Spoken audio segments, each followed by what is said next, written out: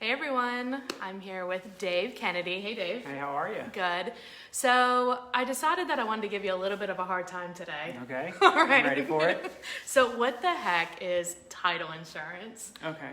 So one of the main things we do as a title company is issue title insurance. A lot of times when people think of a title company, all they think that we do is just kind of gather the paperwork together, get everybody together, coordinate the transaction, and have you sign. Right. Most people don't know that I'm actually a title insurance agent.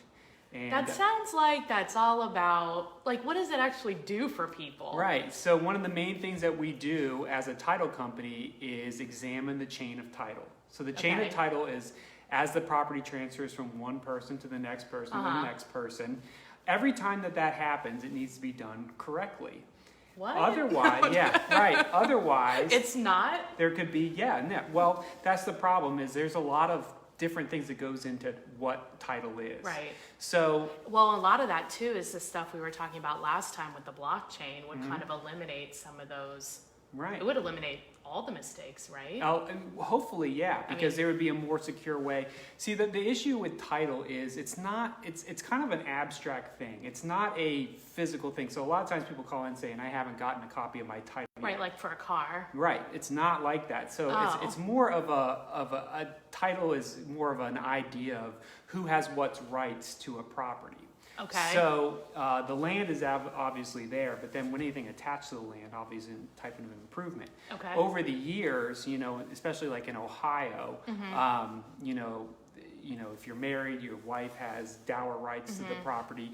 Even if you're separated, the spouse has rights. Yeah, until you get that final divorce decree signed, they still have rights to the property. Right. But there's all kinds of other rights that could come to that property too. There could be easement rights, neighbors, utility easements and whatnot. Or like if it's in a trust, all of the other members of the trust, or like a probate deal, all the relatives, all the heirs and whatnot. Oh, so how often are things wrong on title when you guys are looking at it? It's surprisingly there are a lot of mistakes. Not from your company. Not from our company, of course, but a lot of times you're cleaning up other issues from things in the past. I mean, there's all kinds of liens that can attach to a property too. I mean, anytime you get a loan on the property, now the bank has an interest in the property. If you don't pay your taxes, the state could have interest in your property. That makes sense. The federal government could have interest in your property. Child support liens. There's all kinds of liens that can attach to the property. Any improvement liens too. Like if you hired ABC company to redo all the windows and you didn't pay, and then pay it, then there'd be a mechanics lien against the property. So that's the issue about title. So every time that you transfer the property from one person to the next person, all these liens need to be satisfied. So what a good title company is going to do is they're going to go back, look back at past owners to see every time that it went from one person to the next person, was it done correctly? Were all those liens satisfied?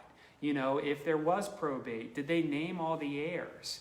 Sometimes the story that I always like to tell is this. So say an old lady dies, and her... Why does it have to be an old lady? Well, just kidding. Well, she outlived her husband. Oh, okay. So after she died, her estate goes to probate. Right. And say there's a brother and a sister, and they say, we're the heirs to this estate, and the property goes to us. Okay. But really, they have another brother, the black sheep of the family. Sounds scandalous. Yeah. Right. And they say, he didn't do anything for mom. We haven't seen him, haven't spoke to him in years. Right. As far as we're concerned, he doesn't deserve any of this. Right. He didn't care about mom. Well, technically, he has an interest in that property.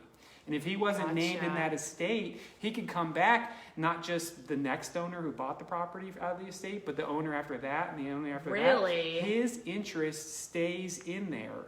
So what would happen? Like, let's say that happened 5 owners ago, and he comes, what happens? Well, technically, he has an interest in that property. It needs to be satisfied. Oh. And that's where title... He wants money. Right. So that's where title insurance Could he take the house? Well, he has an interest in the property.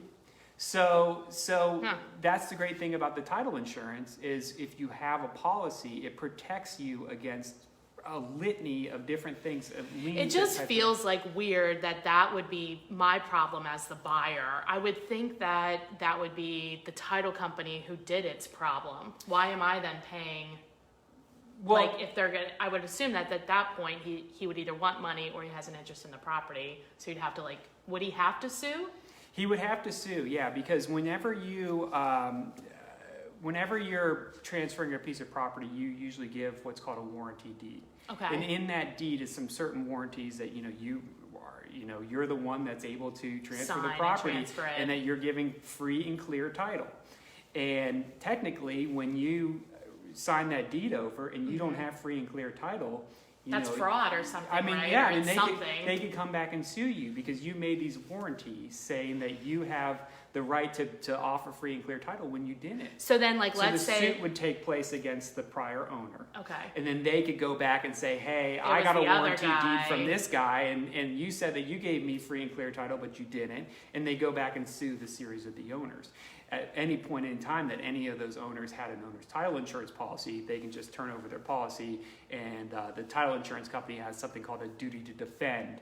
Okay. Where they have to step in and defend and clear up. So basically, it sounds like title insurance is a lot like regular, like a car insurance. Mm-hmm. So if you get in a big wreck and it's a problem, you pay the insurance so that the insurance company is fighting on your behalf, right, rather than you doing it. Right. And so is this kind of the same? Exactly. If okay. you have the insurance policy, you can just sit back, continue living in the house, and not worry about it. Okay. They have the duty to defend you and resolve the problem, pay off whoever they need to. Okay. The neat thing about it sounds like the mafia. Right. They're paying them off. Right. The neat thing about title insurance is that you only pay for it one time. So most insurance that you do, you're constantly having to keep every paying month it. or every year, right? And you're renewing, and it goes up, and right. Okay. So this insurance, you pay for it one time, okay, and it protects you essentially for the rest of your life. Oh wow! Like I said, even after you sell the property, I mean, people can still sue against the prior warranty deed. Now, what if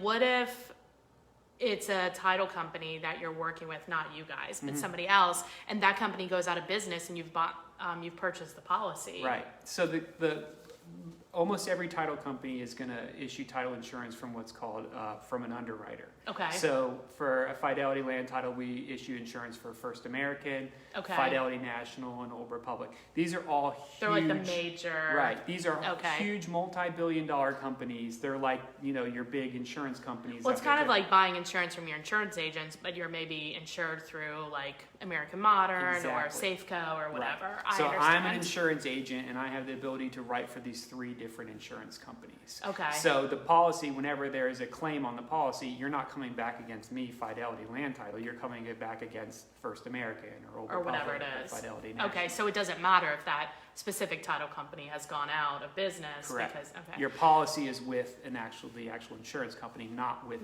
your firm. Correct. So then I would guess that you wouldn't need title insurance you wouldn't need if it was like a new house. Well, that's the big thing. So I see the little grin. A lot of people say that. So Right. It's a new house. What could possibly be wrong? Right. The problem is that land has been there way before. Oh. So again, it goes back to the title is the right and access to use a piece of land. Whatever is attached to the land is considered an improvement to the land. Okay. But it's really an ability to get So then how can that person have an interest in the house? If they were the black sheep brother. They have an interest in the property. In the property. Right. And on the property is an improvement of $300,000. I see. So you always want to have your insurance. So that land could have been transferred incorrectly, a number of times. Right. Mm-hmm. Or maybe it was a big piece of farmland, and now it's parceled off into a bunch of different pieces, and now sold off to a subdivision, which could easily be right. wrong. Yeah. So the land goes back much longer than any building on the land. And technically, every single time that needs to be transferred, it needs to be done correctly. Huh. So interesting. Yeah. So how much does it cost? So title insurance is filed rates with the state, and it's based on the purchase price of the property for an owner's title insurance. So, to tell everybody, there's 2 types of insurance. There's a lender's title insurance policy, which protects the lender. The lender, correct. They require you to pay for it as the buyer, but it only protects their interest in the property. It does not extend any coverage. Only protects their lien, your mortgage. And the lender's policy plus $100, which is called the simultaneous issue rate. It's a major discount that you can cash in on if you buy it at the closing. Wow. Okay, so that's really helpful information because yeah. you're buying it. If you get a loan, you're buying the lender policy anyway. Anyways. You might as well get the discount Right. on the owner, on yours, your Right. protection. So sometimes somebody might be scared off by the sticker price of an owner's title insurance policy. Right. They say it's well, the policy's $1,500. Yeah, but you're already having to pay $1,200 for the lender's policy. So really, you're only paying It's only $300. $300 plus the $100 simultaneous issue. So for an additional $400, you can extend coverage to yourself. Is the lender's policy usually more expensive than the one that covers you? No, typically not, because the lender's policy is just based on the amount of your mortgage. So Okay. typically, your mortgage is going to be less than And the what's amount the of the owner's sales price. policy going to be? The owner's policy is based on the actual purchase price or the actual value of the Oh, land. okay. So a little, but usually about It's the very same. Most close. people are putting 0 to 20% down. They're Yep. not putting Yep, and these days we're seeing 80% less and less. down. Right, Yeah. right. Well, that's because interest rates are so cheap. I mean. Yep. So, like I said, if you're already getting a loan, a lot of times it makes sense just to do it too. Right. And then, but if you're not, even if you're paying cash, I mean, you got to think about your whole cash values on the line. Right. If you don't get it, I mean, you're buying a house maybe a couple times in your life. Well, hopefully more than that. Right. Yeah. Let's shoot for every 3 to 5 years. There you go. Don't you want to protect it? It's Right. a huge investment. How many people are you seeing? Do you have an idea of the percentage of people that get it? Are there certain states or cities where they get it more? So here in the Cincinnati area, we see a pretty large amount of people getting the owner's title insurance Okay. policy. Usually we work with great realtors who Yes. explain the value of a title insurance policy to kind of, at least inform them. What we do at Fidelity is we're going to reach out to you and inform and explain to you what title insurance is, how much it would cost, Right. and then I mean, that's what we usually do. I don't really explain it because that's not what I do. I Right. just usually have them call Yeah, you. yeah, and that's what's great is a good agent. What they're going to do is just rely on their title company to be able to inform the consumer. Because we about don't what it know is.